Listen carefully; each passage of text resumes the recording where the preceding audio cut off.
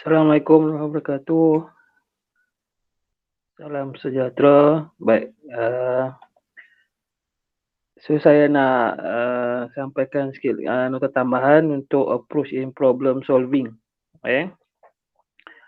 So ni kita dah tengok dah macam mana cara kita nak selesaikan masalah programming. So step in problem solving ada 5. Kemudian kita dah tengok dah dalam step yang pertama tu kita buat IPO analysis. Okey. So ni ulangan sikit lah. So 5 step dalam problem solving. Problem analysis, design solution, implementation, testing and documentation. Kita dah pun tengok yang problem analysis.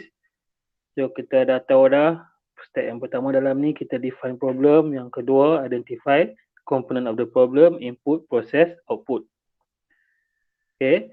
Soalnya tambahan sikit lagi.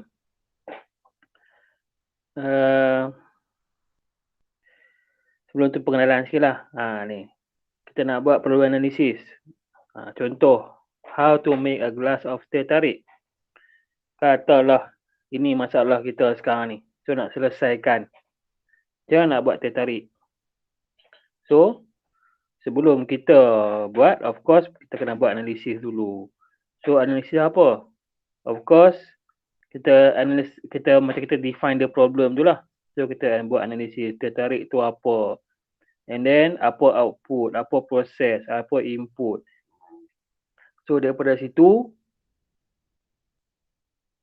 kita pun boleh kenal pasti apa dia punya output. Kemudian apa input yang perlu. Contoh input nak buat teh tarik kat sini ada 3. Ya, panas, teh, susu. Okey. Kemudian apa proses dia? So proses dia yang pertama dia campur air panas, campur teh, campur susu. Yang kedua tarik. Alright. So kita pun buatlah IPO analysis. Contoh nak buat teh tarik. Inilah dia punya input. Dia punya proses, ada 2 kat situ dan dia punya output.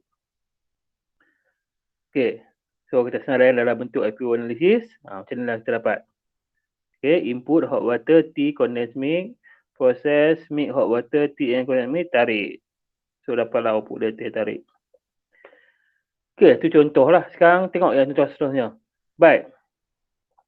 Contoh kat sini, the program will display message College Matrikulasi Pulau Pinang. So apa dia punya output dia? Buat IPO. So program ni kata apa? Dia cuma nak display message. Message apa? College Matrikulasi Pulau Pinang. So kita tulis dia punya IPO dia, kita buat output dulu. So dia punya output dia adalah College masih Pulau Pinang. So dia adalah apa nama ni, kita kata dia dalam bentuk message, dalam bentuk text. So ini bukan variable. Ada double quote ni, ini menunjukkan bahawa dia adalah text, message. So apa yang keluar dekat skrin nanti, output dia adalah paparan perkataan College Matrikulasi Pulau Pinang. Right, then apa input dia? Okay, so dekat sini dia kata no input. Kenapa no input? Sebab dia kata no data is needed for the program as the message is already predetermined. So soalan ni dia kata dia nak paparkan College Matrikulasi Pulau Pinang. So dia dah fix lah apa message yang dia nak paparkan. So tak perlu input lagi lah sebab message memang dah ditentukan dah apa yang nak keluar. Okay. So no process.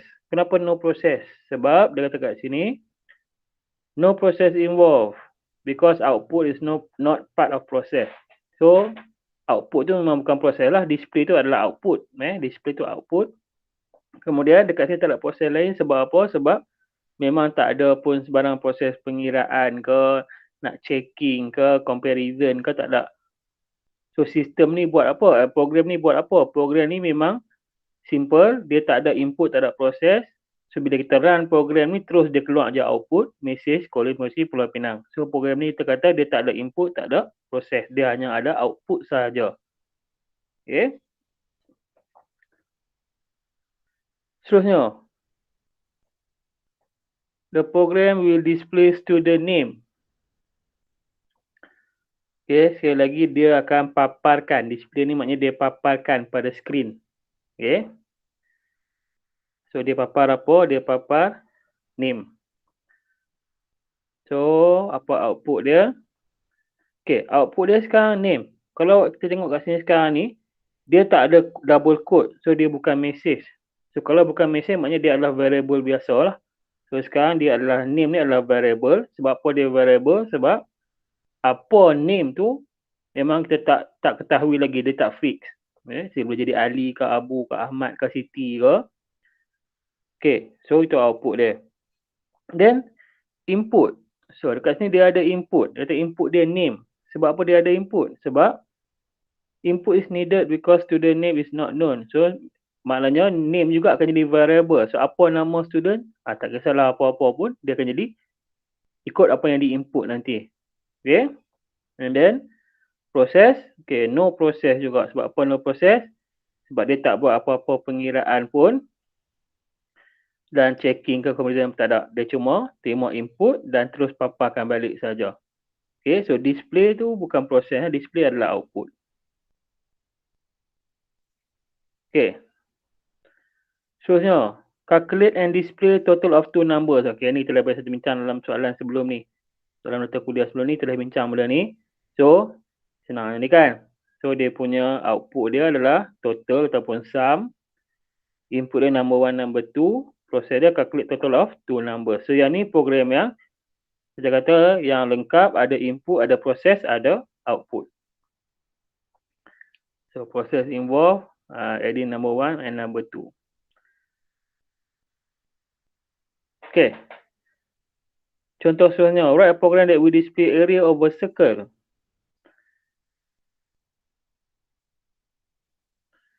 So, apa input proses output dia? So, output dia adalah area. Input dia, okay, kita minta juga main radius. Proses calculate area of a circle. So, ini pun sama, dia ada ketiga-tiga komponen. Input, proses dan output. Okay. Jelas Tadi ada yang ada input, ada proses, ada output. Kemudian ada yang ada output saja. Kemudian ada yang ada input, ada output, proses tak ada. Okay, tak apa. Jadi tengah tengok dia punya jenis-jenis dia. Seterusnya, okay, ni ada beberapa contoh soalan. Tak apa, kita akan bincang dalam slide seterusnya soalan ni. Okay, soalan pertama, kedua, tiga. Right. Teruskan saja. Alright, ni soalan pertama tadi. Write a program that will do 3 different operations, total, average and multiplication for 3 numbers. Okay. So, program ni kata apa? Dia nak buat 3 operasi, 3 pengiraan. Okay, 3 different operation. Apa dia? Total, average, multiplication. Kemudian, for 3 numbers pula. Okay, so dari situ kita kena pasti dia punya output dia adalah total, average, multiplication. Betul Kemudian dia punya input, okay. So dia punya input dia ni, 3 numbers. So kita ada input dia. Tak keluar. Number 1, number 2, number 3. Awak nak letak nama 61, 62, 63 pun boleh, tak masalah. Okay, itu variable name je. Ingat apa cara penamaan variable kan? Saya dah beritahu sebelum ni. Okay, sebenarnya proses dia, okay, so proses dia calculate total, average and multiplication for 3 numbers. Okay, jelas cara tulis dia punya proses So, mesti mention ke semua proses yang terlibat. Sekarang ada 3 pengiraan, 3 proses dia buat. So, kena mention kat sini lah. Alright. So, ni contoh, ni jawapan untuk soalan pertama tadi. Soalan yang kedua. As a member of student representative committee, you were asked to welcome new intake student. You decided to display welcoming message. Selamat datang ke KMBP. Both in English and Bahasa Melayu.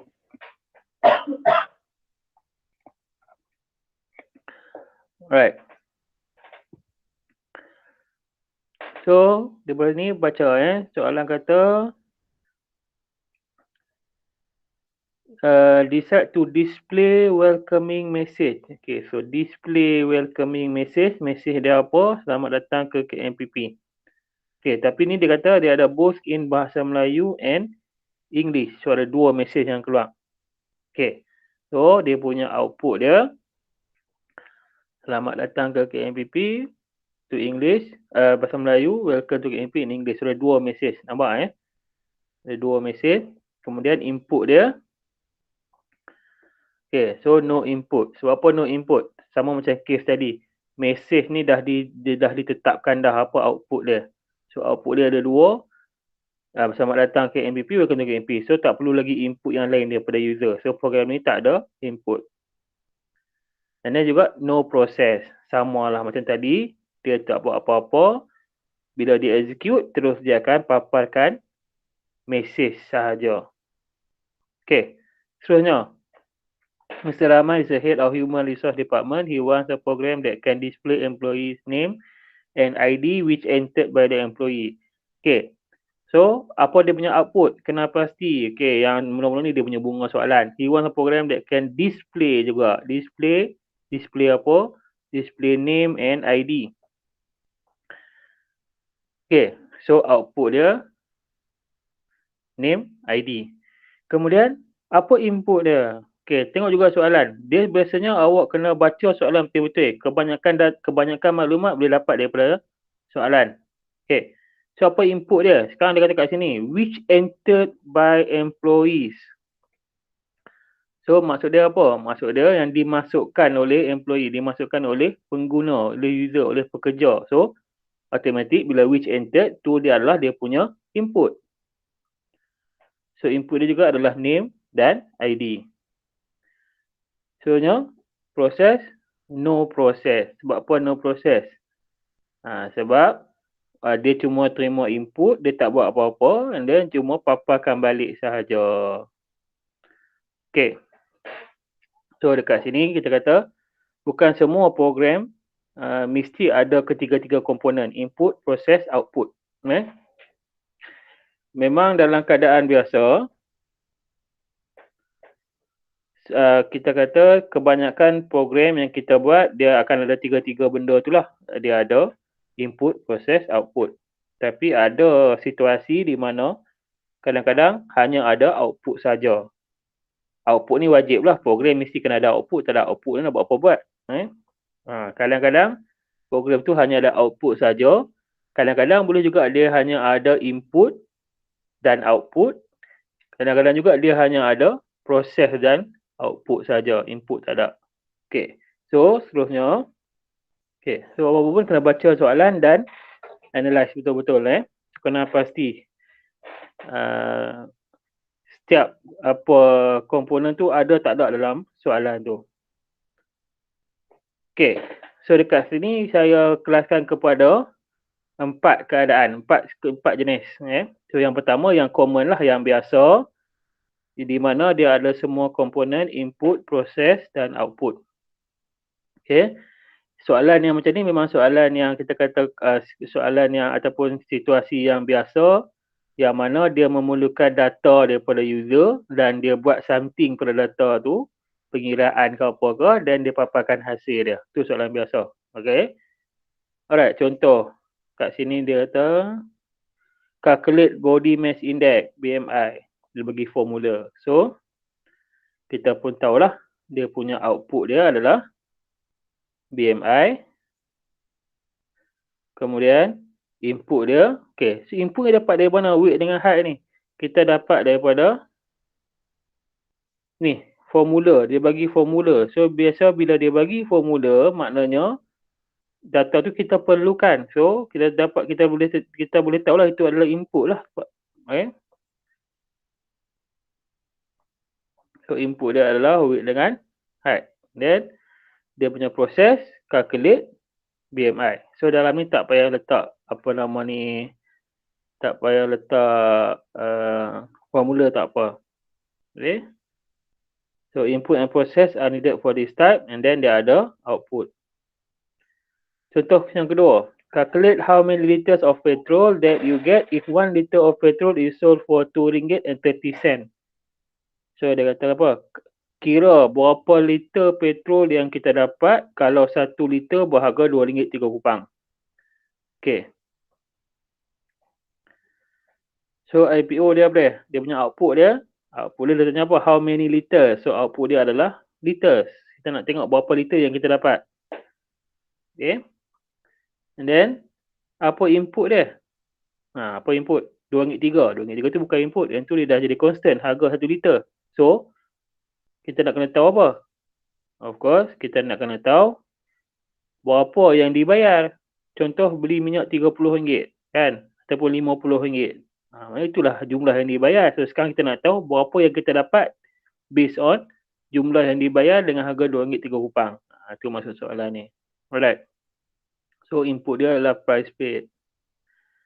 And then proses dia calculate amount of petrol for RM2.30 per liter. So ni dia punya proses.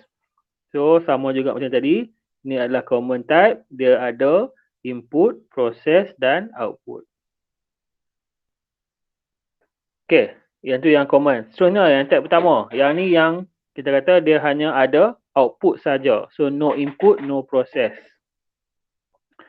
Biasanya soalan yang bentuk macam ni, dia program dia hanya buat paparan saja. Dia hanya keluar message. Dia tak buat apa-apa yang lain.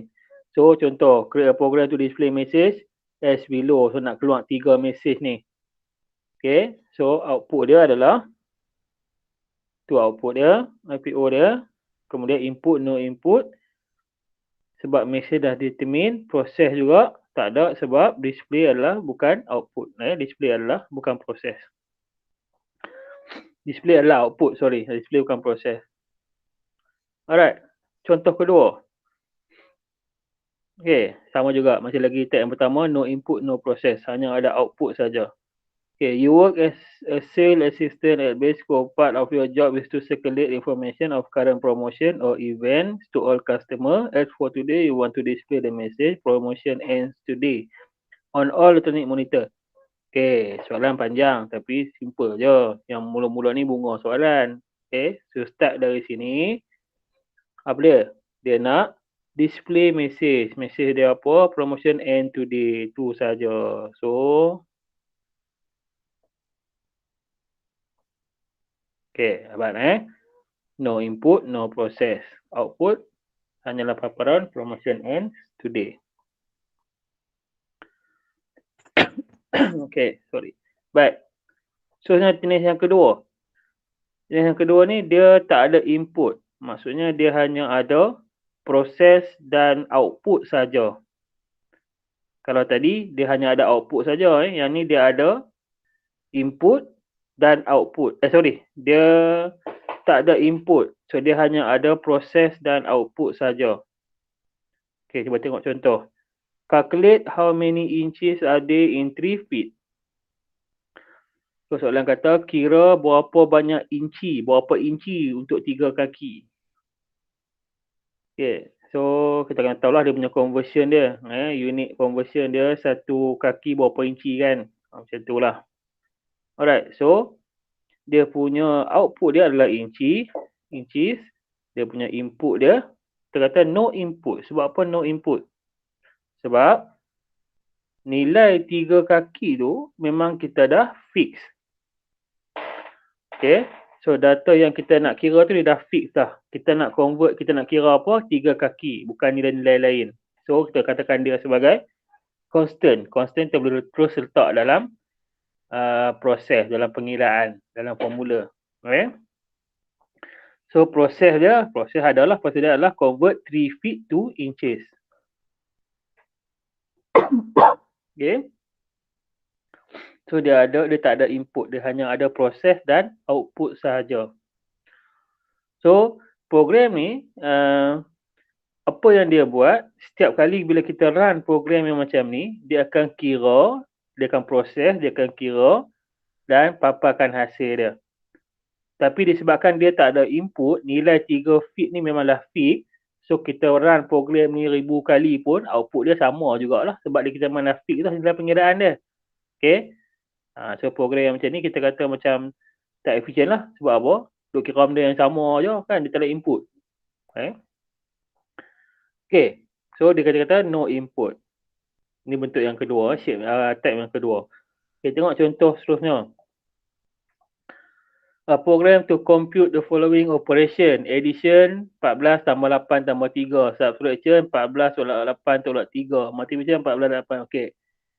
So kita tahu dia nak kira. Compute ni kira lah. Okay, dia nak kira apa? Dia nak kira 3 benda. Okay. Kemudian kita pun tahulah dia punya output dia addition, subtraction, multiplication. Input dia. Sekali lagi kita kata no input. Sebab apa?